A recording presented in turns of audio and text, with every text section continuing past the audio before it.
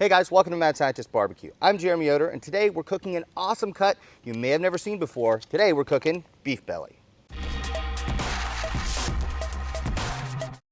If you guys don't know what beef belly is, well, let me ask you one question first. Do you like bacon?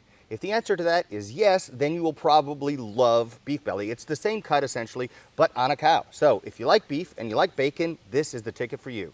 This beef belly that we're cooking today in particular is from Porter Road. They make amazing stuff, and there are two things that really have this thing going for it. So it's got lots of fat, and then if we look on the backside, we also see lots of marbling in the meat. So this should be incredibly juicy and incredibly flavorful. The plan for today is going to be pretty simple. We're going to leave these whole. Now, I've cooked pork belly a bunch of different ways. I've cut it into cubes. I've cut it into strips. I like strips for pork belly.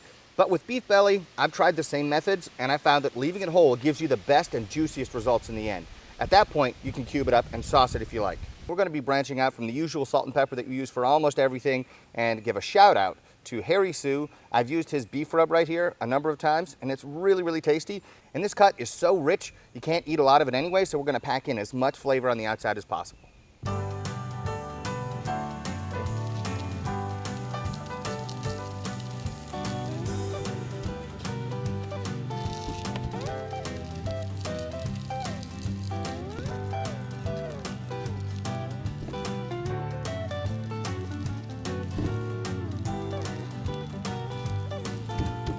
Boom. Put it on.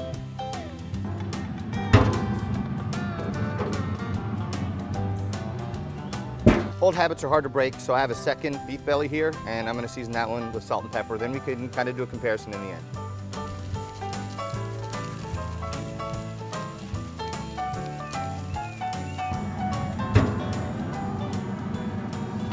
We just had a freak rainstorm. I mean, it was bright and sunny, it was a beautiful day, and then out of nowhere, just torrential downpour. But that's over now, so we're back out here. We could talk about how we're actually gonna run this cook. So first, we're gonna do it very simply. 235 the entire time. The pellets that I'm using are a 50-50 mix of knotty wood almond and knotty wood plum. I think the almond gives great bark, and the plum provides, I think, the best flavor I've had in any pellet. So I combined the two to get the best of both worlds, and I've had great results so far. This is the Pits and Spits Maverick 2000. Now, I had a 1250 in the past, and I really, really liked it. But I thought, you know what, I'll go with more space. But to tell you the truth, I like this one even more, especially because you can cook on the second and third racks. You can probably do 6 briskets on the top 2 racks. It's amazing. I really like it. So that's the plan. We're going to check back in a couple hours and see how these things are doing. Okay, it's been a few hours since we put these guys on. Let's take a look and see how they're doing.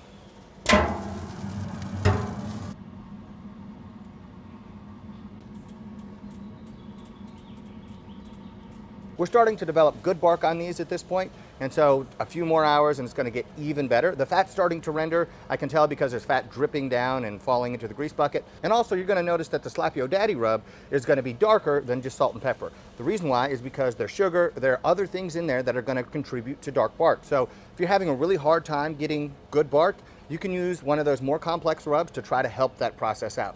Now, in my opinion, I think you should change the way you're cooking to develop great bark, even with your salt and pepper, and then you can apply it to anything and it's going to be awesome.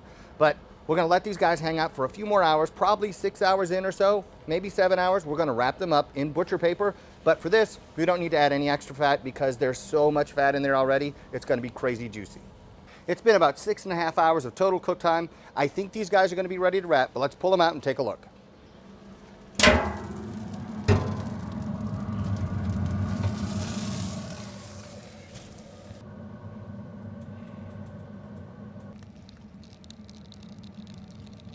We're going to wrap in paper because we want to preserve that bark on the outside.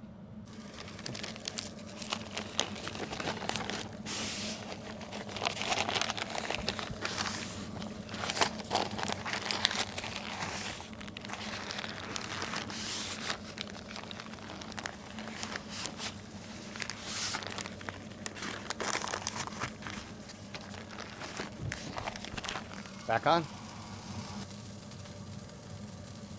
These two beef bellies were reading about 185 degrees, so probably in an hour or so, these are going to be ready to take off. I'm just going to use the probe when it feels like butter. It's probably going to be somewhere around 205 or 206, but I'm just going to use my thermopen, and when it feels just right and the temperature is telling me I'm in the ballpark, it's time to pull them off, and then I'm going to let them rest for at least a few hours. All right, those beef bellies came off at about 206. So I took them, I let them rest in a low oven, and so try to keep them at about 150 degrees. Now it's time to slice them up. And I have to confess, I had a friend come over, and so we already cut some off and sent some home with him. But I hope you'll forgive me. I'm just trying to be friendly here. But let's get those out and taste them.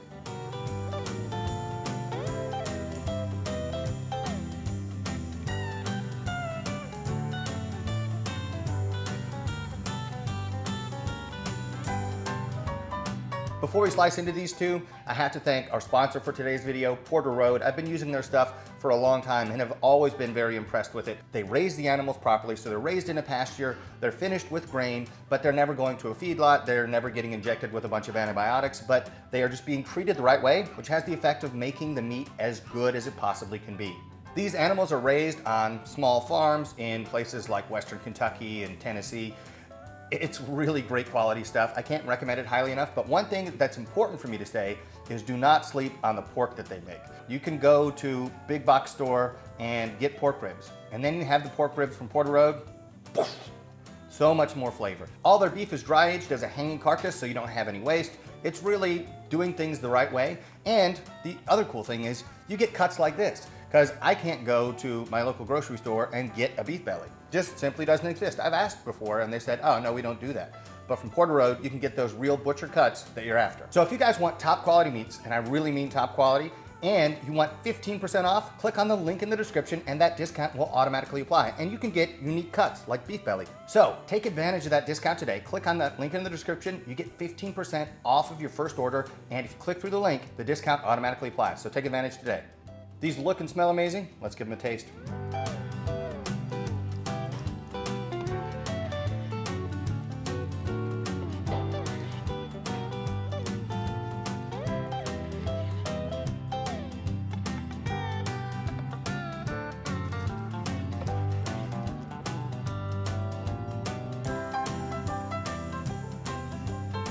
Okay, we're gonna start with the salt and pepper first. So let me cut off a chunk here. By the way, this looks crazy juicy. I've tried confing stuff in beef tallow before, and it has this kind of juiciness in it. It is just absolutely nuts. There's so much rendered fat in here, it's crazy. Salt and pepper only, moment of truth. That's so good.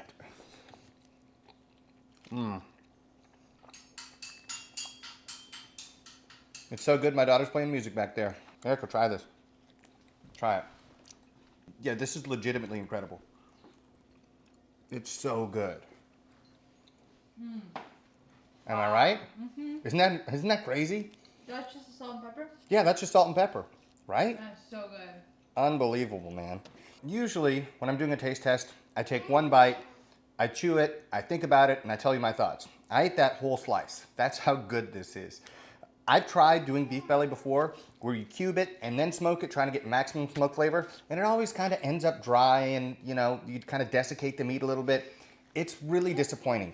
This is incredible. Now, what I would do if I were serving this, I'd cut it into slices, put a light glaze of sauce on it, and then you can either put it in the oven or in the smoker just to get that to set up. And so then when you cut it into little kind of bite-sized pieces, each one is going to be as packed with flavor as you can possibly get it, and it will be incredibly juicy.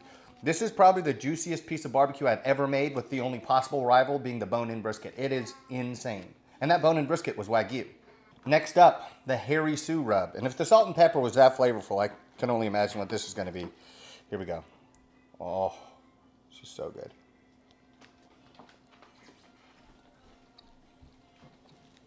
Oh.